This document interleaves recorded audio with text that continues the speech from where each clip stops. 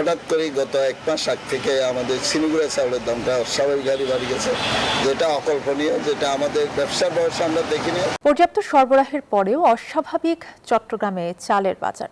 সবচেয়ে বেশি বেড়েছে সুগন্ধি চালের দাম। কয়েক সপ্তাহের ব্যবধানে চিনিগুড়া চালের দাম বেড়েছে বস্তা প্রতি 4,000 টাকা পর্যন্ত, আর মিনিকেট চাল বস্তা প্রতি বেড়েছে 300 টাকা। বেড়েছে কাটারি চালের দাম। দাম বৃদ্ধির কারণ হিসেবে পাইকাররা দুষছেন উত্তরবঙ্গের চাল মোকামদারদের।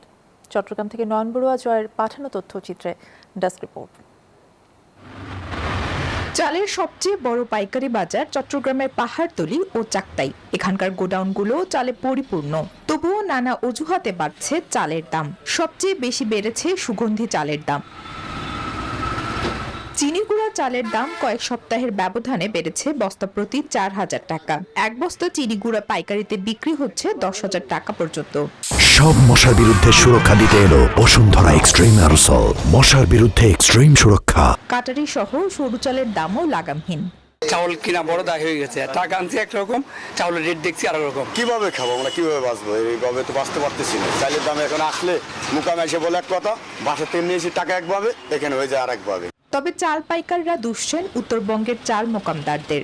হঠাৎ করে গত 1 মাস আগ থেকে আমাদের চিনিগুড়া চাউলের দামটা অস্বাভাবিক হারে বাড়ে গেছে, যেটা অকল্পনীয়, যেটা আমাদের ব্যবসার বয়সে আমরা দেখিনি।